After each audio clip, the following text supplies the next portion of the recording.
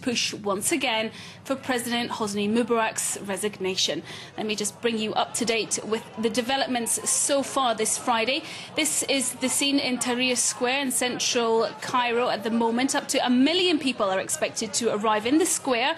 That's following Friday prayers, which have recently come to an end in Egypt.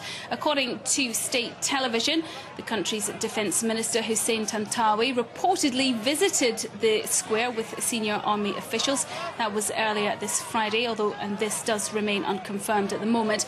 France 24's correspondents are also in the capital, and they are covering developments for us. Let's cross there now for the very latest. First of all, where are you, and what can you tell us about the protest so far? I'm near one of the bridges crossing the Nile, and basically we've seen a steady stream of people. It was actually full at one stage of people coming over orderly lines of ones and twos. People actually stopped to pray there before going in while lining up. And then basically there are now more and more groups of people coming in. It's very peaceful at this end. There is no feeling of intimidation. Lots of smiles, waves, Egyptian flags. There is a delay getting in, but they're not as big as they were before. We've been speaking to some people in the square about how big it is. It's definitely tens of thousands at the moment, if not 100,000, and growing quite rapidly, and will do over the next hour. We've also got reports of pro-Mubarak supporters gathering on the other bridge, arriving on the other bridge across the Nile, the October the 6th bridge, where they have traditionally been.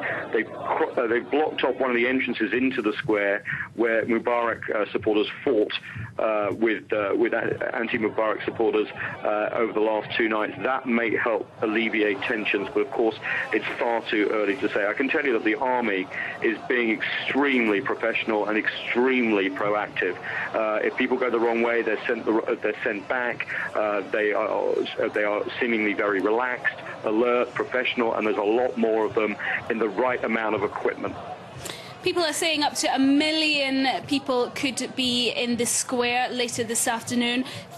Do you think, as Friday prayers come to a close and more pro-Mubarak supporters come to the square, that the mood could change? Yeah, well, we've seen it, last 2 days, so we're not suddenly dismissing that. But what I would say is it looks like the crowd control is much better managed. And we haven't seen a huge build-up yet of pro-Mubarak supporters, but of course they're welcome to come, say the army.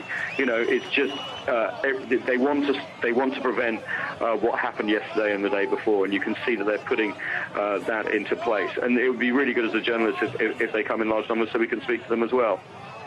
And we've been hearing reports recently that there could be a split within the army. Do you think that the number of people, that the size of these massive demonstrations will have an impact on the army and cause it to split?